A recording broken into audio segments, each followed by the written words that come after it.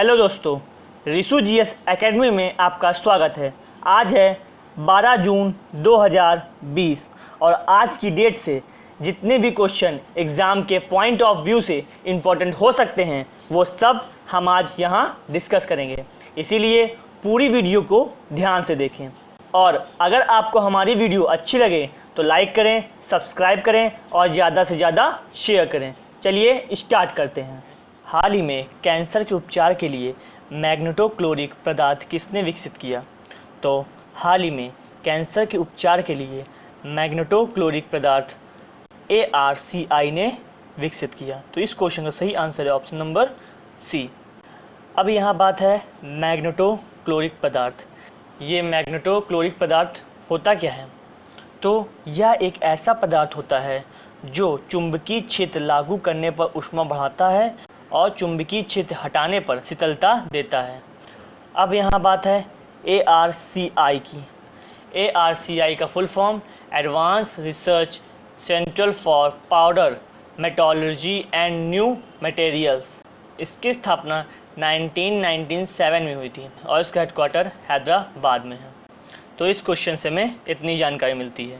चलिए next question पे चलते हैं। नेक्स्ट क्वेश्चन है, भारत सरकार ने ऊर्जा सहयोग पर किस देश की सरकार के साथ एक समझौता ज्ञापन MOU पर हस्ताक्षर किया है?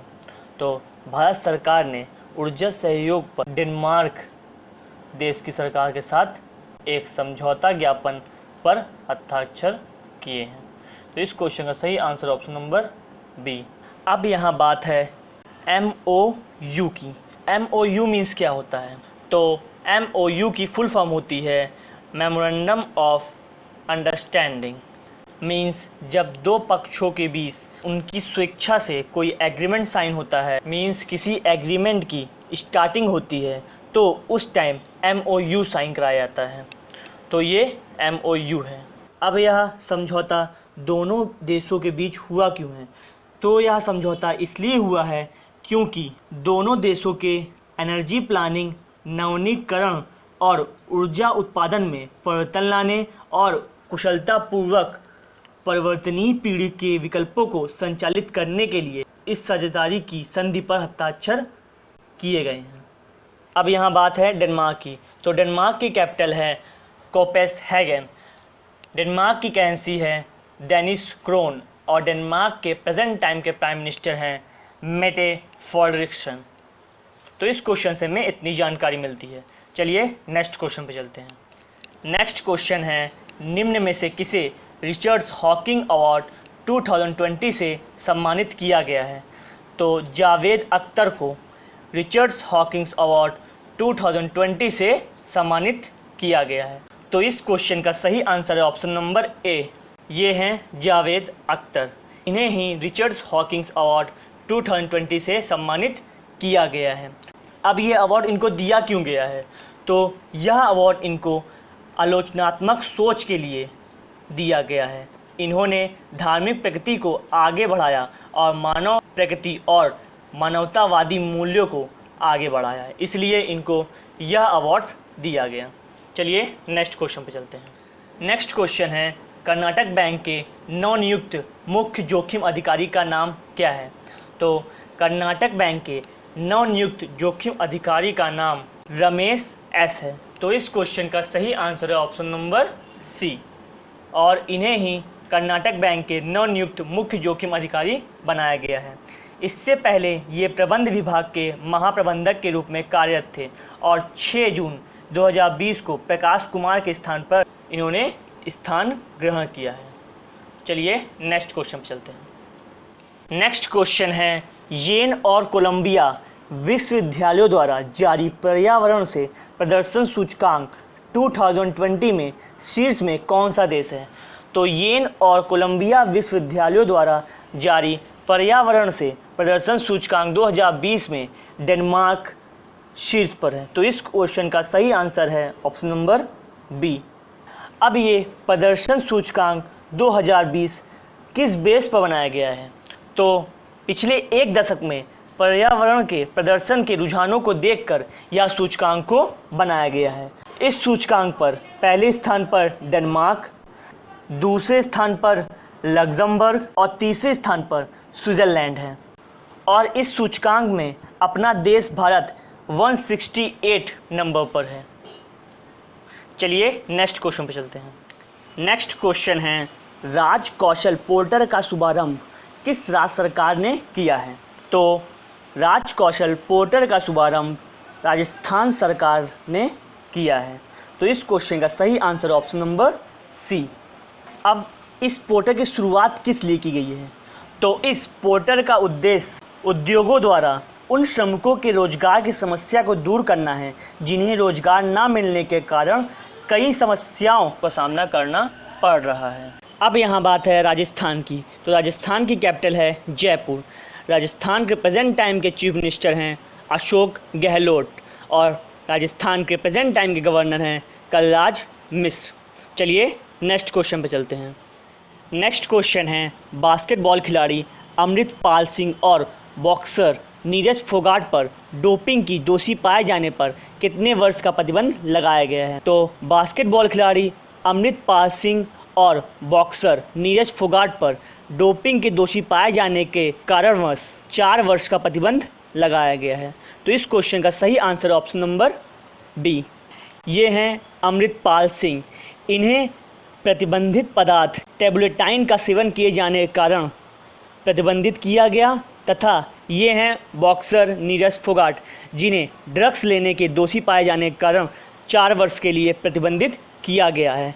अब इन पर प्रतिबंध लगाया किसने है? तो इन पर प्रतिबंध नाडा ने लगाया है। किसने? नाडा ने। नाडा की फुल फॉर्म क्या होती है? National anti doping agency. इसकी स्थापना 2005 में हुई थी और इसका हेडक्वार्टर है न्यू दिल्ली में और इसके प्रेजेंट टाइम के सीईओ हैं नवीन अग्रवाल। और नाडा से एक क्वेश्चन और पूछा जाता है कि नाडा की स्लोगन क्या है? तो नाडा की स्लोगन है प्ले फेयर। चलिए नेक्स्ट क्वेश्चन पे चलते हैं। निम्न में से किस ग्रीन एनर्जी लिमिटेड को विश्व का सबसे बड़ा सोलर पावर प्लांट बनाने का ठेका मिला है? तो अडानी ग्रीन एनर्जी लिमिटेड को विश्व का सबसे बड़ा सोलर पावर प्लांट बनाने का ठेका मिला है। तो इस क्वेश्चन का सही आंसर है ऑप्शन नंबर ए। ये है विश्व का सबसे बड़ा सोलर पावर प्लांट बनाने का मॉड्यूल। इस सबसे बड़ा सोलर पावर प्लांट बनाने के तहत कंपनी 8000 मेगावाट का सोलर पावर प्लांट तैयार करेगी और 2000 मेगावाट की एक घरेलू सौर पैनल विनिर्माण की क्षमता स्थापित करेगी और यह विश्व का सबसे बड़ा सोलर पावर प्लांट परियोजना होगा। चलिए नेक्स्ट क्वेश्चन चलते हैं। नेक्स्ट क्वेश्चन है, अमेरिका और ब्रिटेन सहित कितने देशों ने हाल ही में चीन के खिलाफ एक नया अंतर्राष्ट्रीय संसदीय गठबंधन IPAC बनाने की घोषणा की है? तो अमेरिका और ब्रिटेन सहित कुल 8 देशों ने हाल ही में चीन के खिलाफ एक नया अंतर्राष्ट्रीय संसदीय गठबंधन IPAC बनाने की घोषणा की है। तो इस क्वेश्चन का सही आंसर ऑप्शन नंबर बी। अब ये अंतर्राष्ट्रीय संसदीय गठबंधन IPAC है क्या? ये एक ऐसी संस्था है जिसका उद्देश्य वैश्विक व्यापार, मानव अधिकारों और सुरक्षा के लिए चीन के बढ़ते खतरे का मुकाबला करना है। अब ये 8 देश कौन कौन से हैं? तो इन 8 देशों में संयुक्त राज्य America, Europe, United kingdom, Japan, Australia, Canada, Norway और स्वीडन शामिल है। चलिए नेक्स्ट क्वेश्चन पे चलते हैं। नेक्स्ट क्वेश्चन है, अमेरिकी सीनेट ने सर्वसम्मति से किसे अमेरिकी वायुसेना के चीफ ऑफ स्टाफ के तौर पर चुना है? अमेरिकी सीनेट ने सर्वसम्मति से जनरल चार्ल्स ब्राउन जूनियर को अमेरिकी वायुसेना के चीफ ऑफ स्टाफ के तौर पर चुना है। तो इस क्वेश्चन का सही आंसर ऑप्शन नंबर ए। ये हैं चार्ल्स ब्राउन जूनियर। ये सैन्य सेवाओं का नेतृत्व करने वाले पहले अश्वेत अधिकारी बन गए हैं। चलिए नेक्स्ट क्वेश्चन पे चलते हैं।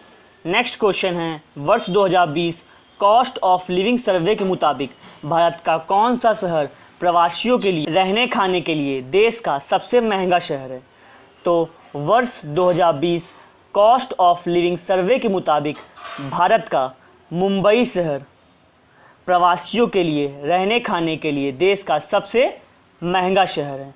तो इस क्वेश्चन का सही आंसर है option number B. Cost of living survey के मुताबिक मुंबई शहर रहने खाने का सबसे महंगा शहर है, जो कि वैश्विक स्तर पर 60वां सबसे महंगा शहर है और एशिया का 19वां सबसे महंगा शहर है। इस सूची में पहले स्थान पर हांगकांग दुनिया का सबसे महंगा शहर है। अब बात है मुंबई की। तो मुंबई कहाँ है? मुंबई है महाराष्ट्र में। महाराष्ट्र कैपिटल है मुंबई। महाराष्ट्र के प्रेजेंट टाइम के सीएम हैं उद्धव ठाकरे और महाराष्ट्र के प्रेजेंट टाइम के गवर्नर हैं भगत सिंह कोश्यारी। अगर दोस्तों आपको हमारी वीडियो अच्छी लगी हो तो लाइक करें, सब्सक्राइब करें और अपने स्टडी रिलेटेड ग्रुप में ज़्यादा से ज़्यादा शेयर करें। और अगर आपको कोई भी प्रॉब्लम आ रही है हमारे क्वेश्चन में तो नीचे कमेंट बॉक्स पर कमेंट करें। हम आपके सभी क्वेश्चनों का आंसर देने की पूरी कोशिश करेंगे। Thank you.